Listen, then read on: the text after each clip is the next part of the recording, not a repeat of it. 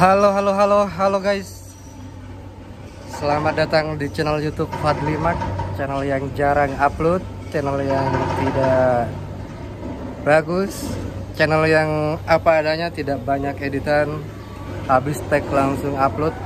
Dan bagi yang baru bergabung, jangan lupa klik tombol subscribe di kiri bawah, nyalakan loncengnya. Hari ini kita akan membahas seputar proyek guys. Jadi ya bagaimana keluh kesah di proyek, dan ya sekarang saya di bangunan background apa ini, plasteran. Oke, ini kenapa bising banget suaranya?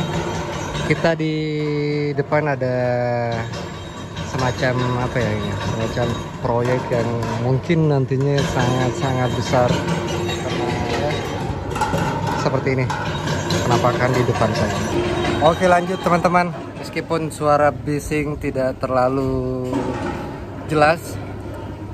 Nah, jadi untuk tadi pagi saya datang ke proyek jam 8, start jam 8, sekarang udah jam 10.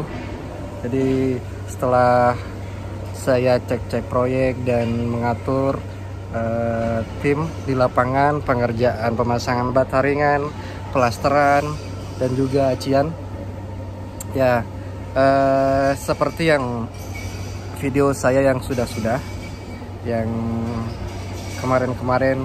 Nah, di sini lokasi daerah Canggu. Jadi untuk tim saya itu mulai bekerja dari jam 8 pagi terus sampai jam 12 siang, istirahat, makan, ada yang istirahat, ngopi-ngopi, ngerokok, dan lanjut kerja jam 1. Dari jam 1 mulai lagi sampai jam 5 teman-teman. Jadi apa sih, bagaimana sih dunia pekerjaan proyek di Bali itu? Nah, sekedar sharing-sharing, kita di sini sering-sering aja teman-teman. Jadi bukan menggurui atau bagaimana, saya sharing-sharing pengalaman yang ada di lapangan. Nah, oke. Jadi pertama-tama untuk ini yang sudah pengalaman jadi mandor, sudah pengalaman jadi pengawas, itu sangat apa ya istilahnya itu, memang beban tanggung jawab itu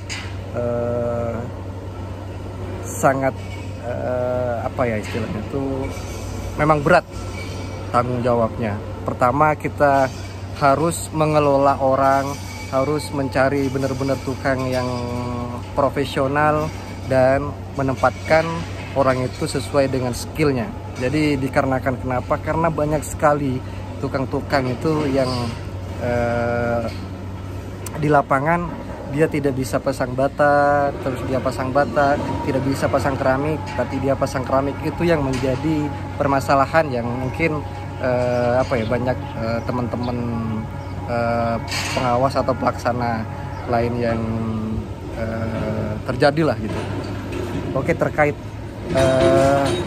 permasalahan yang pertama itu di permasalahan makan teman-teman.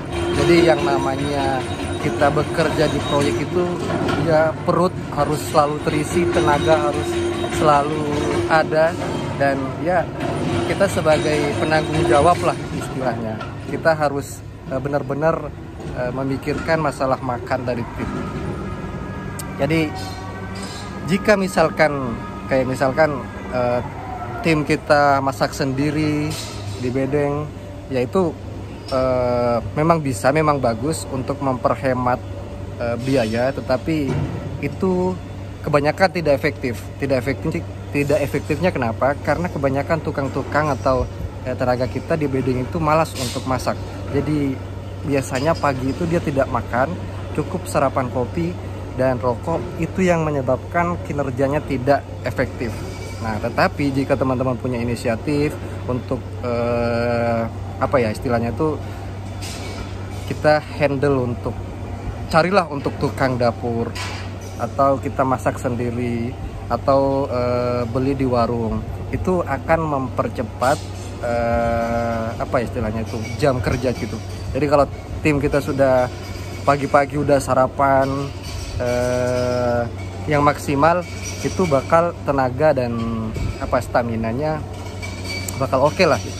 Jadi itu yang pertama-tama kita pikirkan ya, karena memang apa ya istilahnya itu ya, kita memang pekerjaan kita keras gitu. Kita bukan duduk diam di kantor, kita bukan duduk santai saja gitu. Tetapi pekerjaan di proyek yang memang butuh banget stamina dan tenaga. Itu yang pertama. Terus yang kedua, masalah penggajian. Nah, bagaimana itu kita komunikasikan, misalkan gini, kita hari ini untuk penggajian 2 minggu sekali. Itu bagaimana ketika sudah sampai waktunya kita memang benar-benar harus bayar. Nah, tetapi jika ada kendala, kalau kayak misalkan pekerjaan kita masih belum tuntas atau bagaimana dan tidak dibayar oleh kantor, ya bagaimana komunikasi itu? Komunikasi itu yang paling penting. Ya kita harus kayak gimana ya, harus menjelaskan lah, harus menjelaskan kepada tim bahwa kayak begini. Tetapi teman-teman kan, ya kayak misalkan tim saya kemarin 2 orang datang itu dari Jawa, dia pengerjaan tangga di Tabanan. Dia mengerjakan tangga sepanjang 50 meter teman-teman. Dia bekerja sudah 2 minggu, tetapi setelah selesai ditinggal kabur sama mandornya dan tidak dibayar. Itu sangat-sangat apa ya istilahnya, kasihan lah gitu. Itu tidak manusiawi lah. Kita bekerja dengan mencurahkan keringat, dengan tenaga dan pikiran, bagaimana pekerjaan itu selesai, dan ketika sudah selesai malah ditinggal kabur begitu saja.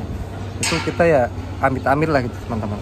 Jika teman-teman memang benar-benar bertanggung jawab meskipun tidak cair ya, teman-teman harus punya tabungan gitu, harus punya modal yang cukup untuk bagaimana ya tanggung jawab dari teman-teman kepada tim. Dikarenakan kenapa? Kita ketika sudah membawa orang, membawa pekerja, itu bagaimana tanggung jawab kita harus memang benar-benar apa ya istilahnya itu ya kelihatan lah dari cara pengayoman, pelayanan, dan bagaimana cara pengawasan dan komunikasi kita ke tim. Itu yang kedua. Terus yang ketiga terkait masalah tempat tinggal. Tempat tinggal itu yang memang kita harus pikirkan bagaimana ketika dia di bedeng, otomatis kayak misalkan kebersihannya dijaga, terus ke apa ya kerapiannya, kedisiplinannya untuk tidur tepat waktu dan tidak bergadang. Itu yang apa permasalahan yang ketiga. Nah, kalau toh misalkan di teman-teman punya inisiatif untuk kontrakin atau sewa rumah untuk tim, itu malah lebih bagus sih. Tetapi bagaimana teman-teman itu agar supaya mengeluarkan ya apa ya duit lebih lah gitu, karena di Bali atau ini di Canggu kontrakan pertama susah, terus mahal. Itu ya memang dari apa ya kebaikan hati dari teman-teman lah gitu. Itu kalau misalkan ingin anak buahnya enak, nyaman, ya dikontrakin biar supaya apa ya tidur itu lebih terjaga lah, tidak banyak begadang. Ya memang di bedeng itu, di bedeng kan mayoritas lah banyak pekerja, pasti suara atau berisik itu tidak apa ya tidak bikin kita, anggaplah kita mau tidur jam 10 ya memang tidak akan langsung bisa nyenyak, bisa lelap lah gitu tidurnya, karena memang susah tidur karena berisik atau apalah, karena banyak orang juga di bedeng. Itu yang membuatkan kayak tim kita itu kadang-kadang meskipun tidur jam 10 ya di bedeng karena berisik ya tidak jadi tidur gitu. Itu yang menyebabkan apa ya istilahnya itu ketika dia di lapangan bekerja ngantuk lah atau kurang stamina lah atau loyo lah ya, karena memang istirahatnya kurang cukup. Jadi memang tempat tinggal itu difikirkan teman-teman untuk tim. Dan yang keempat, ini sering-sering lah masalah di lapangan. Nah, itu terkait peralatan terus material. Karena apa? Karena kebanyakan dari tim kita atau tukang kita itu tidak apa ya istilahnya itu, dia itu tidak memikirkan besok itu kita harus bawa alat apa, materialnya apa.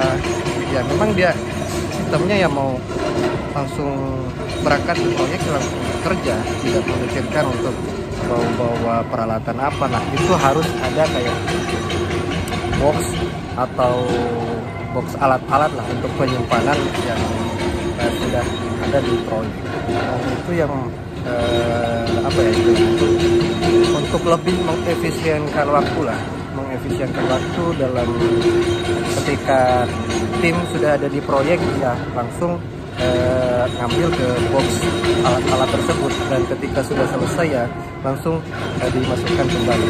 Oke teman-teman, mungkin ada masih banyak sih kayak cerita-cerita di proyek yang tinggal kabur sama mandornya, terus ada permasalahan gesekan antar suku. Itu sebenarnya masih banyak sih pengalaman-pengalaman di proyek. Mungkin teman-teman juga ada pengalamannya di proyek, sering-sering lah di kolom komentar. Mungkin seperti itu untuk video hari ini. Mungkin besok kita juga akan sering-sering lagi, dan ya memang di sini bising karena memang ada banyak proyek di sebelah kita. Oke teman-teman, terima kasih sudah menonton video sampai akhir. Sampai jumpa di video selanjutnya.